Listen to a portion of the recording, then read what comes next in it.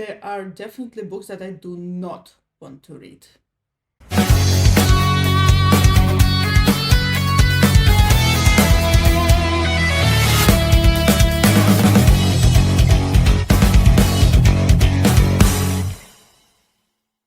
Greetings, my name is Nina. Welcome back to Rockstar Wizardess. There are so many books that I really want to read. I think I should make a separate video about it.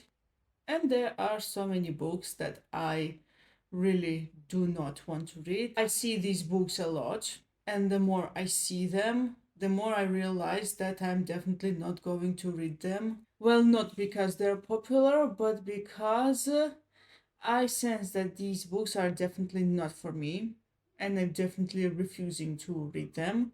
However, I could watch some reviews on them, and some booktubers and booktalkers talk about them. I wouldn't say much in the introduction no more. Let's go straight to the books. Well, first book that comes to mind is a series actually. It's called A Court of Thorns and Roses by Sarah J. Maas. No thanks. Just no. So a lot of people go crazy about the series. However, nobody really explains what these books are really about. So I see these books a lot when I watch YouTube videos. And a lot of YouTubers, they do not really explain anything. Actually, that's the same with the Robin Hobb's The Realm of Elden Rings books. However, the Realm of Elden Rings books, they do seem more exciting. Definitely something I would pay attention to, unlike A Court of Thorns and Roses. And yeah, I see these books and I quickly realize that no, not for me. Thank you. Second book is Shadow and Bone by Lee Bardugo, and unlike the previous example, I'm actually more or less familiar with the story, at least via the TV show.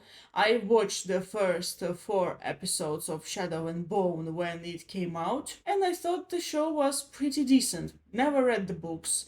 I only know that the 2 series by the same author, this one and Six of Crows, are merged into one, and to be honest, I liked the Six of Crows storyline much more. I don't know, maybe I should give Six of Crows a chance.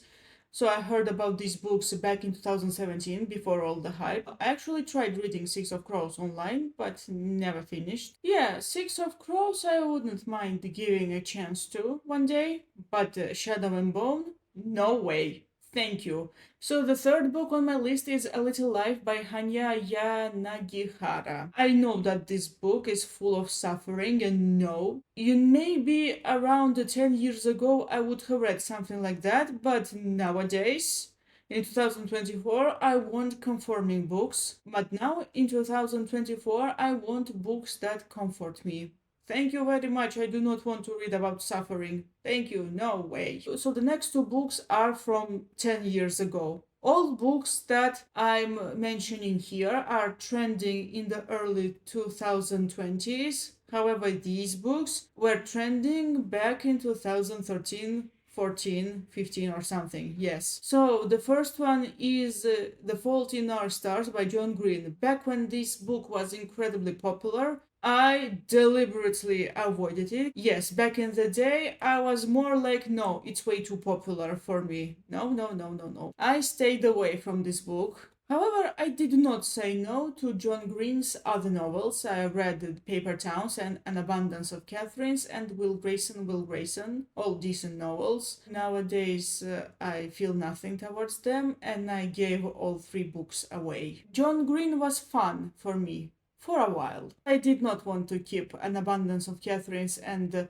Paper Towns for nostalgic reasons. Well, Will Grayson, I only read a few years ago, whereas these 2 books I read in 2015, and there's a lot of nostalgia because 2015 was when I was getting more into reading, and these were one of the early books that I got. That was back in those days when I still believed that no matter how disappointing was the book, I would still keep it and I wouldn't give it away. Yeah, how wrong I was. Well, in my defense, I was only getting into reading and I did not have a lot of books. However, 2015 was the year when the amount of books, second book that I decided not to read when it was still trending, It's Divergent by Veronica Roth. No way I would pick this book up. No way. I would never pick this series. No, no, no, no, no. Actually, in the past, I would also have added The Hunger Games by Suzanne Collins into this list. However, I'm now reconsidering The Hunger Games now.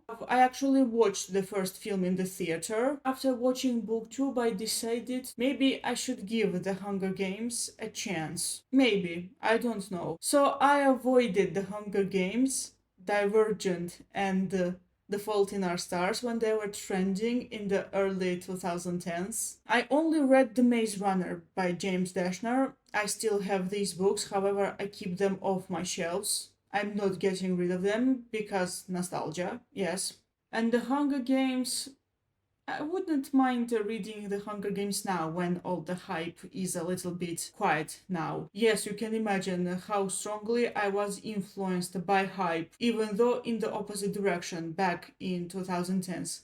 Sure, even back then I said that I would read the book if it sounds interesting, whether it's overhyped or not. I still follow this mantra, however, back then power of hype was kinda stronger. I was more rebellious, and now I'm rebellious a little less. Next book is trending right now. It started trending in late 2023, and I knew I have zero interest in reading this book, and this is Fourth Wing by Rebecca Yarros. The Fourth Wing? Nah, whatever. Zero interest whatsoever. Move on. Next point is Anything by Sally Rooney. Yeah, I know that a lot of people really love Normal People and Sally Rooney's books in general, and I read Normal People last spring, and it did nothing for me.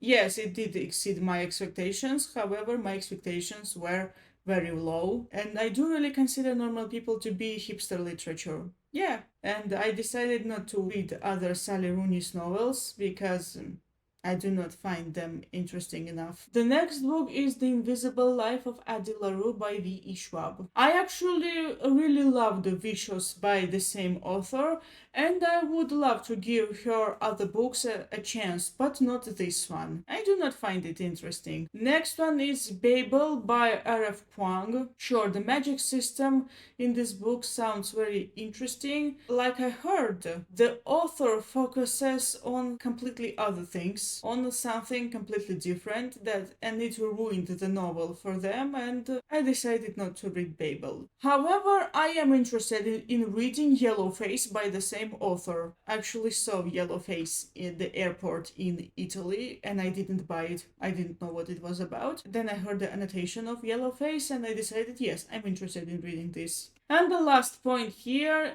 is an awful lot of TikTok books. Okay, technically there are a lot of books that I could have added here that are popular on TikTok. It's just that I really do not remember all of them. And most of the books that I mentioned in this video, well, except for The Fault in Our Stars and Divergent, are all TikTok books. The Fault in Our Stars and the Divergent, they were extremely popular even before TikTok existed. And there are certain authors and certain books on TikTok trending. I either do not remember the names to point them out, or I deliberately do not do that because I really do not want to give them attention.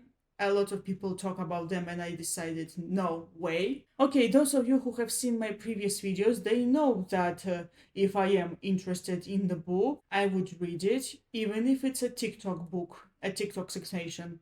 The Inheritance Games literally says at the end that this is a TikTok sensation or something. It's just that the books TikTok promotes are 99% unexciting for me. But I am glad that as for May 2024 to see a Good Girl's Guide to Murder trend on TikTok. I love the edits. And now that I have finished the trilogy, I can check out the edits freely without fear of spoilers. In case you are watching me and if you are thinking I would never read a book trending on TikTok, I would try to discourage you from thinking like that because you can find the gems on TikTok. It's just like These gems are very few and far between, not too many. I could count on fingers how many TikTok books I actually like. And yeah, there are lots of books that I would probably never read, but whether because I do not find them interesting enough, or maybe I forgot about them, or maybe not have time or whatever. But these books I mostly mentioned because they were extremely popular. They're everywhere. You cannot escape them. And that's all. Thank you all so much for watching. I hope you enjoyed this anti-TBR video. What are the books that you would never read?